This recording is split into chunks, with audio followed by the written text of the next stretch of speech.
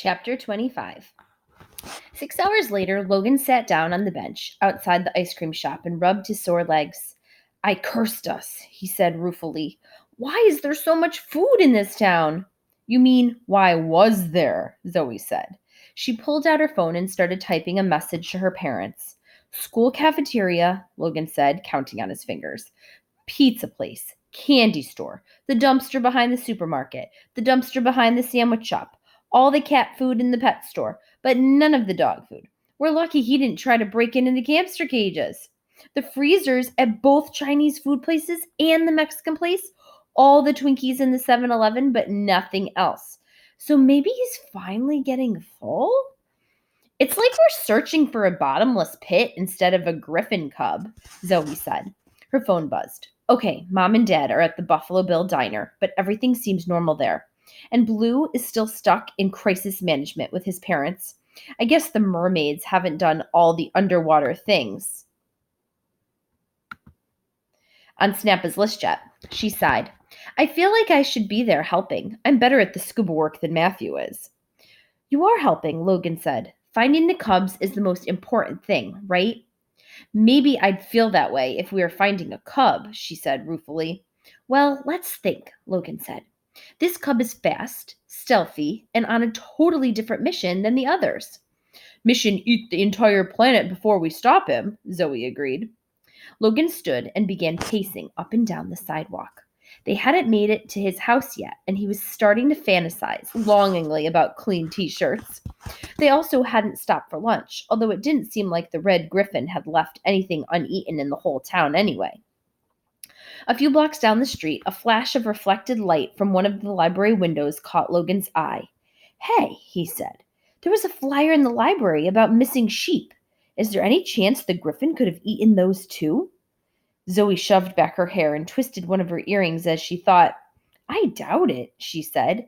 Even after eating all this, he'd still be smaller than a sheep, and the cubs have never learned to hunt or kill anything. Besides, that flyer has probably been up for a while. The ranchers around here are always complaining about something. Okay, Logan stopped and rocked back on his heels. Think, what does this griffin like to eat more than anything else? Does he have a favorite food? He scratched his arms. Can we think and bike to my house at the same time? Zoe nodded and followed him to their bikes. The morning chill had burned off quickly, and it seemed like a hotter day than normal for late October. Logan led the way to his house, cutting through the supermarket parking lot on the way. He glanced at the dumpsters again. From the mess and the way the bags were piled like a nest, he was afraid the griffin had slept there, which meant he was not going to be very pleasant smelling once they found him. For the first time that day, Logan started feeling weird as he unlocked his door and let Zoe inside. While they were out searching, he hadn't even thought about how he was hanging out alone with a girl. But now she was in his house, and it was Zoe Kahn of all people, not the first friend he'd expected to bring home, and possibly the last girl. He glanced around his living room and wished he'd vacuumed the beige carpet last week the way his dad had asked him to. It seemed like he could see crumbs everywhere. His Gatorade was still on the coffee table from yesterday afternoon, and Persimmon was sitting on top of the brown leather armchair, glaring at him. Replace me with a griffin cub? Her expression said, well, I never. Sorry, Purrs, Logan said, offering her his hand. She turned up her nose at him and twitched her tail. I'll just be a minute, Logan said to Zoe. He took the mouse food he'd bought at the pet store into his room, closed the door, and fed Mr. and Mrs. Smith, who looked a lot happier now that a griffin wasn't eyeing them hungrily through the glass. Logan shoveled his clothes off the floor into the laundry basket. As he dug through his drawers, Zoe started talking to him through the door. The griffins all like fish, she said. We have a lot of fish in the lake, so the griffins get plenty of that. Matthew gave them chocolate once, and they all freaked out. It was like a griffin rodeo in there for the rest of the day. Her voice wandered away as if she was exploring his living room. Logan grabbed an orange t-shirt with a bulldog on it, gave it a quick sniff, and then discarded it again. There's got to be something clean in here somewhere. He finally found a striped yellow and gray t-shirt and swiped out his cargo pants for blue jeans, plus a gray zippered hoodie. We grilled for the whole menagerie for the 4th of July. Zoe's voice sounded like she was in the kitchen now. The cubs were only a month old at that point, but they each got a cheeseburger. They totally loved. She stopped talking abruptly. Zoe? Logan called. She didn't answer. Uh-oh, Logan thought. What could she have found? Was there anything embarrassing in the kitchen? He threw on new socks and different sneakers, poured fish food into Warrior's bowl, and ran back through the living room. Zoe was standing in front of the refrigerator, staring at the door. What? Logan asked. Did you think of something the Griffin would want? Yeah, Zoe said. Yes. Cheeseburgers. Right? I have to call my dad. Stay here. Logan blinked as she disappeared out the front door. What the heck? He glanced at the fridge. It was covered in magnets from Chicago. Old photos, invitations to his dad's department, events, recycling info, a calendar, and a couple of takeout menus. Nothing very dramatic here. Unless she noticed the Department of Wildlife heading on his dad's papers. Logan rubbed his head, worrying. Yes, his dad's department would probably want to know about griffins and dragons in their neighborhood. But surely Zoe knew he would never tell his dad about the menagerie. Maybe she was mad that he hadn't mentioned his dad's job. Mad enough to wipe his memories. Would she think he was a threat to the menagerie now? Would Blue agree with her? Logan got a couple of clear plastic bottles and filled them with water to make sure he'd have something safe to drink just in case. He also wrote a quick note to his dad, letting him know he'd been home. Then, since Zoe still wasn't back, he made them both peanut butter sandwiches with blueberry jam. He packed up some carrot sticks and a couple of oatmeal raisin cookies. They could take everything to go and keep searching. He gave the door a nervous look. This seemed like a long conversation. Focus on the griffin. The more useful you are, the more likely they are to trust you and keep you around. Cheeseburgers, he muttered.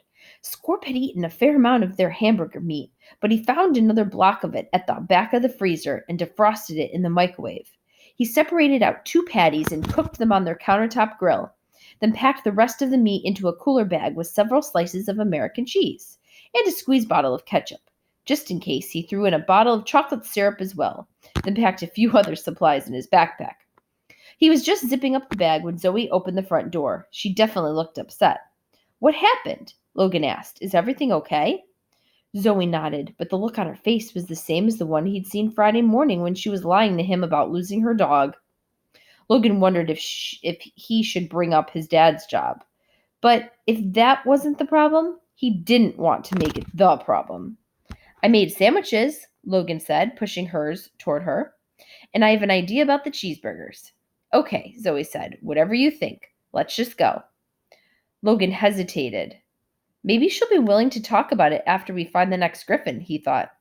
Bye, Persimmon, he called into the living room. I promise you're still my favorite cat. Meow, she grumbled. Outside, Logan stared at his bike for a moment, holding the 2 cooked hamburgers and a napkin in his hand. What's happening? Zoe asked.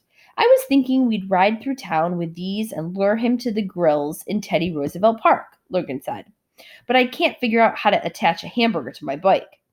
Zoe covered her mouth with one hand, like she was fighting back a laugh. Let me see.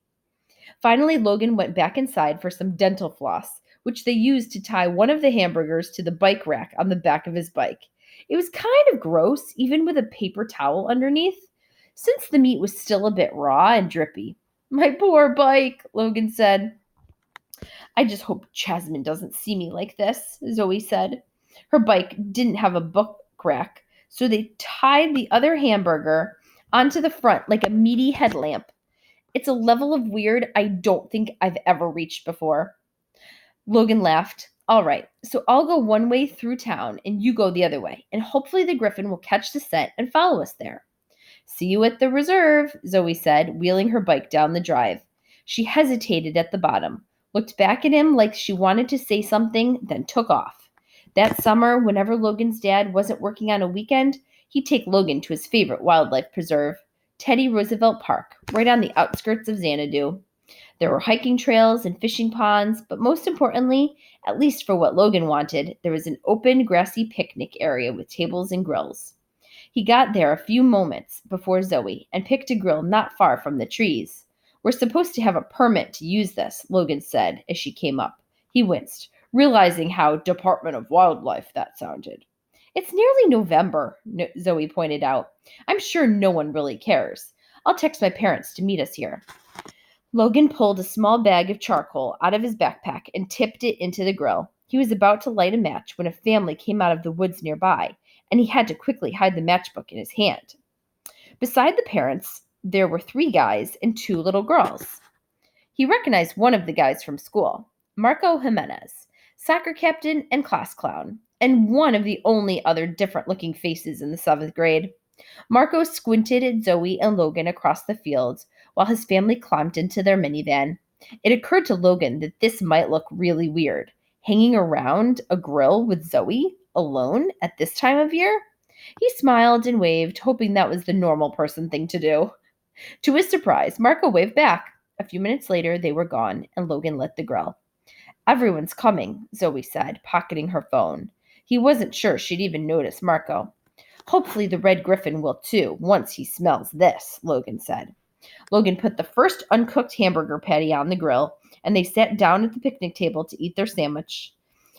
Zoe kept glancing at him with that same look, like she wanted to say something, but whenever he met her eyes, she turned away again. You know what? He said finally. You should hide. He doesn't know who I am, but if the Griffin sees you, he might know it's a trap. Also, it would be great to not sit here in awkward silence. Zoe ran her hands through her hair and nodded. Okay, good idea. She threw her leftovers in the trash and ran her bike over to the restrooms shack next to the parking lot. The first hamburger turned into a charred lump, and Logan threw it out, putting another one on in its place. He added a piece of cheese in case that helped. Nothing happened for what seemed like a long time. Logan ate a few carrot sticks and checked his watch. Maybe this wasn't going to work after all. Just then, he felt a prickling sensation along his spine. He knew what that feeling meant. Someone was watching him.